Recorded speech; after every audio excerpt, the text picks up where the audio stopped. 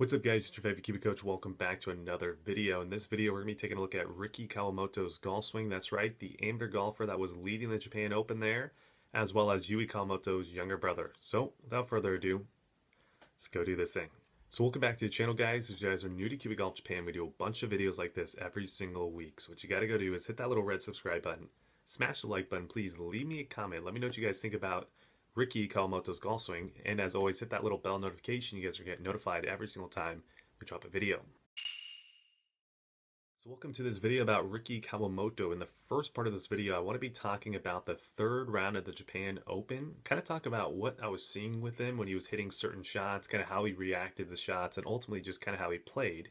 And then the second part of the video, we're actually going to get into a swing analysis where we take a look at one of the swings from the Japan Open, the third round, where he was hooking the golf ball quite a bit, versus kind of a swing that might have been taken about 6 to 8 months before the Japan Open at a practice facility before another JGA tournament, I believe.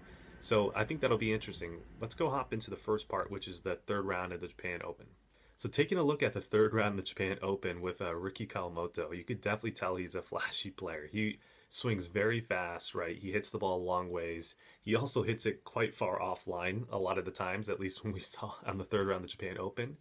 However, the best part, in my opinion, was every single time he hit a bad shot, at least when I was watching him, you'd see him kind of look over at his caddy, kind of shrug his shoulders, and then walk on to the next shot, and then somehow make like a miraculous par. So personally, I thought that was amazing. I thought that was really cool to see a young Japanese golfer kind of laughing at bad shots. He seemed to be very carefree, and he seemed to have a great mental attitude, at least that day on the third round. So I was really excited to see that. That usually shows great promise in a player, especially a young player, when they can be that mature on the course and kind of just laugh off bad shots. I really enjoyed it personally. So let's kind of move in onto the second part of this video, which is going to be the video analysis. So I'll see you guys then. Okay, so moving into the video analysis. So I got the swing on the right was actually taken during the third round of the Japan Open. It's actually a pretty long par 3. I believe it was like a 210, 220 yard par 3. Wind was pretty heavily from the right, so it was a hook wind. And obviously he's hitting probably more so of a long iron, as opposed to the video on the left of the screen is going to be obviously warming up before a tournament. And it looks like he's hitting more so like a 7 iron or 8 iron. So I know the swings are going to be subtly different between the two. However, I do think that there's some quite drastic differences between the two, which to me leads into some questions that with his coach, is he more so trying to work on the swing on the left, or is he trying to work more so on the swing on the right? Like, has his swing changed throughout this 6 to 8 month period? Or like, what is he kind of doing, right? It leads to me some questions. So I'm going to try to answer them, as well as just give you guys a look into kind of his golf swing. So let's go look at the golf swing where he's hitting the long iron on the par 3. Wind is off the right, so it's a hook wind. Let's see kind of what he does.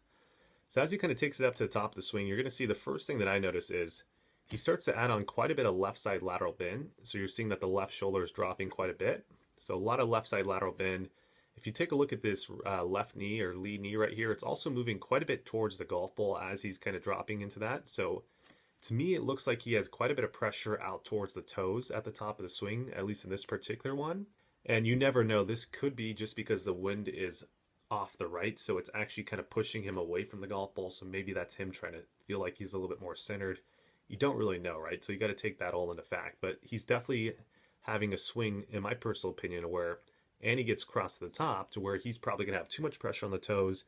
You're probably going to see him start backing away from the golf ball and getting stuck and flippy, which is exactly actually what happens here.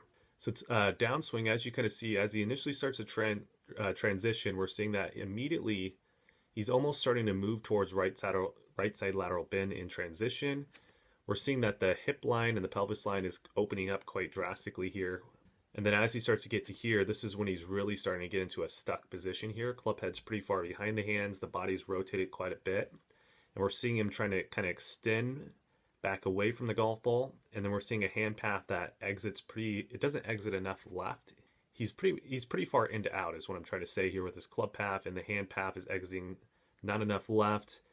He looks really stally, looks really flippy. He has a bunch of right side lateral bend.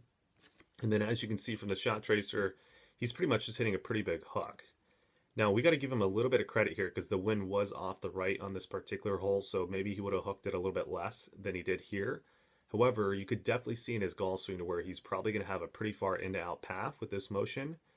And then most likely, most of the time, if he continues this type of swing, he's probably going to hit pretty big draws most of the time, or block it out to the right, depending on where he puts the face angle. Now, the interesting part to me is if we go take a look at kind of that top of swing position, but then we go translate it over to one of these swings that was taking maybe, let's say 6 to 8 months earlier, we see a way different backswing, which is really interesting to me. So if we take a look at the differences here, the first thing is I would argue that on this swing right here, we're seeing that the left shoulder is dropping much more. This one, he actually doesn't get into left side lateral bend as much. So let me kind of play those two one more time for you. So let's go from the beginning here. See how he drops his left shoulder, knee works out towards the ball.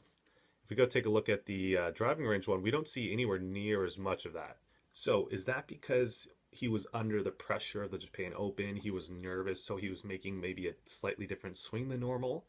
Or is that because his coach is actually trying to train him into doing that because they're trying to get more distance because they think that's a distance power move? I really don't know, right? Because I'm not inside the camp, but there definitely is a noticeable difference between these two swings.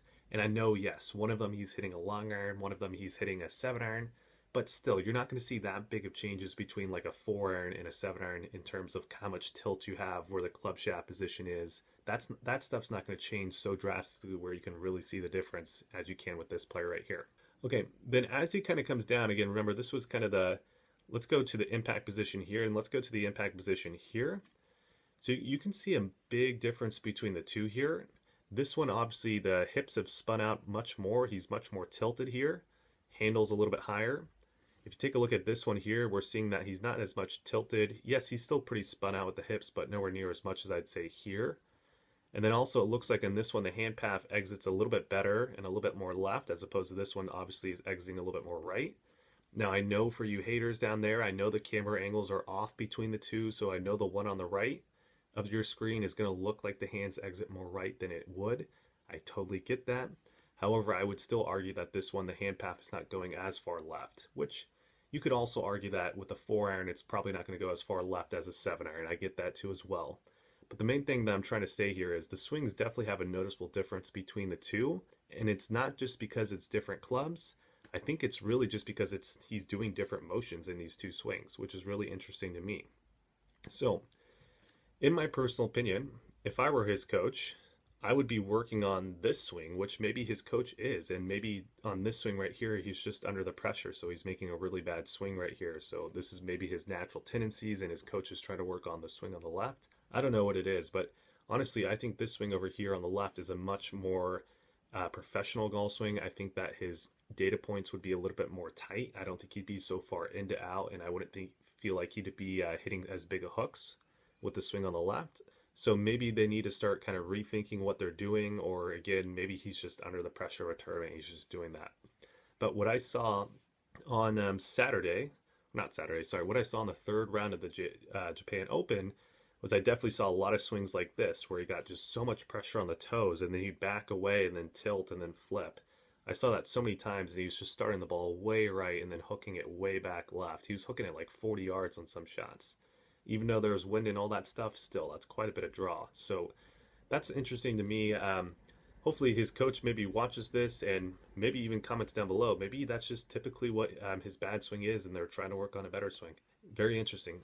No matter what, the kid is obviously incredibly talented. I really like his attitude, and I like that he really just shrugged off the bad shots. I thought that's very abnormal, especially for a Japanese junior golfer. And other than that, I think he's got a bright future ahead of him. I definitely think his swing needs a little bit of work. He's a little erratic with his ball striking. He needs to get much better, because a lot of the short game shots that he got up and down on this on the third round in the Japan Open were kind of, you're not going to do that consistently, right? He could have easily have shot in 7 over on that third round on the Japan Open. So definitely needs to work on his ball striking. All right, guys, if you guys like this video, make sure to like, comment, subscribe, share all that stuff down below. Also, if you guys want to see more maybe checkpoints that we look at in our actual swings with our clients, if you want to see kind of, okay, P4 should be here, P5 should be here, and get all the little tiny data points, make sure to go check out our webinar recordings down below. There'll be a link down there. Other than that, make sure, again, like, comment, subscribe, share.